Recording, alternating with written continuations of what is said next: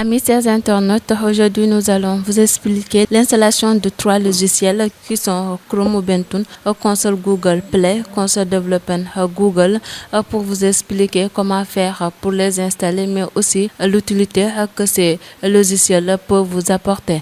Mbokk internet yi tey nag ñetti logiciel rek lañ leen daal di indil ngeen daal leen expliquer naka ngeen mën a def pour mën ko installer ci seeni machine. Google Chrome n'est pas open source. Si vous essayez d'installer Google Chrome à partir du centre logiciel Ubuntu, vous ne le trouverez pas là-bas. Il suggérera probablement d'installer Chromium. Chromium est similaire à Chrome, mais ce n'est toujours pas le vrai logiciel Chrome. Alors, comment installer Google Chrome? La réponse simple est que vous le téléchargez à partir de leur site web. Vous pouvez le faire de 2 manières. Installer Google Chrome graphique ou installer Google Chrome dans le commande ligne. Google Chrome nag nekkul li xamante ne moom lañ daal di jàppee ab source open, waaye tamit buñ ko bëggee installer rek dañuy daal di dem ci centre logiciel Ubuntu boobee foofu rek lañ ko mën a gisee. Waaye ci loole nag buñ ko bëggee installer duñu dem directement ci Google Chrome, waaye dañuy installer lii di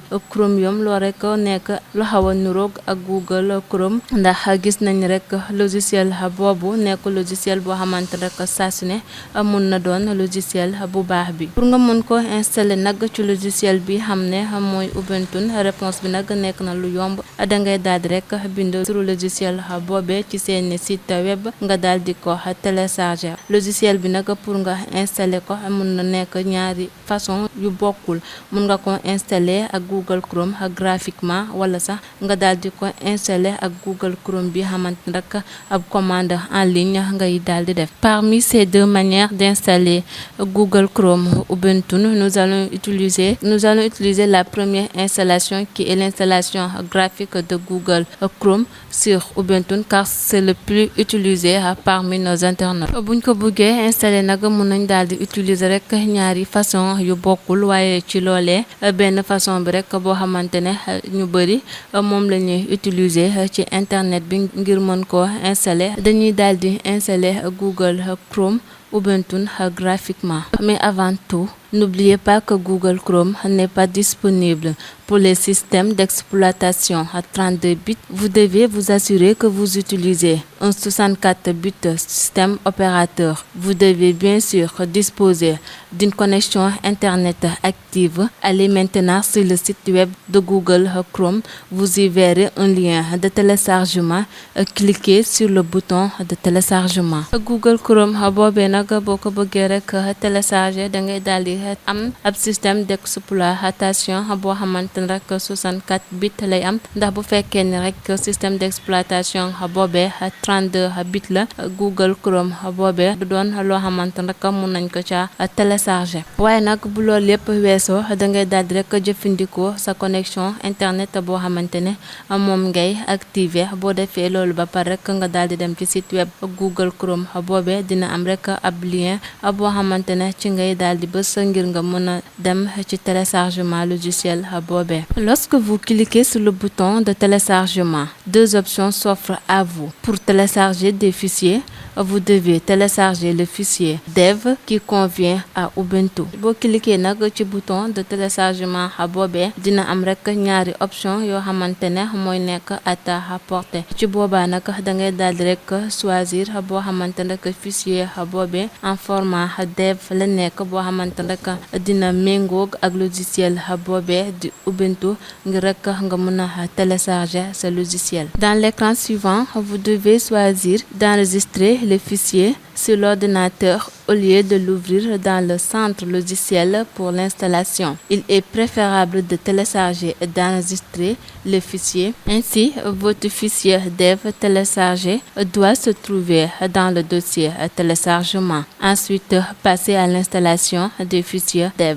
boo télécharger dossier boobee rek da ngay daal di choisir foo xamante ne rek foofu ngay enregistrer fichier boobee ci sa ordinateur rek laata ngay ubbi logiciel boobee ngir nga mun ko installer. Il ouvrira alors le centre logiciel d'Ubuntu et vous devriez voir une option pour installer Google Chrome maintenant en appuyant sur le bouton d'installation. bu loolu yëpp weesoo dina la daal di ubbil centre logiciel d'Ubuntu boobee ngir rek nga daal di choisir benn option boo xamante rek ci ngay installer sa Google Chrome boobee. Ainsi, il vous demandera votre mot de passe avant de commencer l'installation. Vous devez entrer le mot de passe de votre compte. L'installation de Google Chrome devrait prendre d'une minute. Vous devriez maintenant voir une option de suppression qui indique que le logiciel est installé. bu loolu yëpp weesoo dina la daal di laaj rek ab mot de passe boo xamante ne ci njëlbeelu installation bi ci nga koy daal di dugal rek ci sa compte boobee ngir nga mën a jublu ci installation logiciel bi xamante ne rek mun na laa jëlal lu toll ci benn minute. Utilisez l'application Play Console pour effectuer le suivi des performances de l'application. Pour nga mën a effectuer nag lii di say performance ci ay application dangay daal rek jëfandikoo application bi di Play Console. Avec l'application Play Console, vous pouvez consulter les statistiques et les données financières de votre application, recevoir des notifications où que vous soyez, mettre fin à un déploiement par étape ou vérifier et appliquer les résultats du test d'une fiche Play Store. Application Play Console bile boo ko yore rek ci sa téléphone wala sax sa PC mun nga daal di rek di consulter lii di say statistiques données financières wala sax say application yoo xamante rek saa su ne dangay daal di jot ay notification foo mënto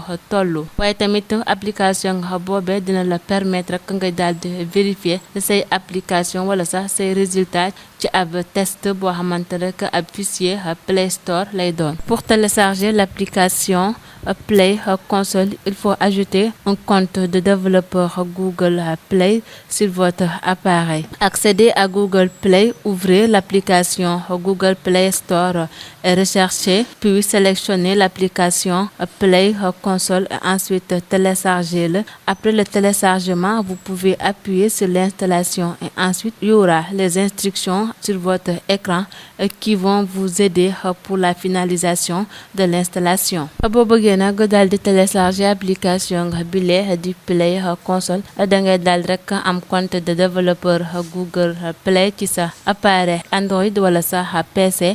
Bu loolu yëpp weesoo mun nga daal di dem rek ci sa application Google Play boobee nga daal di ko ubbi ci Google Play Store. Boo paree ci loo rek mun nga bind turu application Play Console bile après nga daal di ko sélectionner appuyer rek ci ab bouton boo xamante ne rek foofu ngay bësee ngir application bi mën a installé wu. Bu loolu yëpp weesoo dina am rek ay instructions yoo xamante ne rek ñooy nekk ci sa écran bi yoo xamante ne ñoo lay guider ngir nga mën a finaliser li nekk sa installation.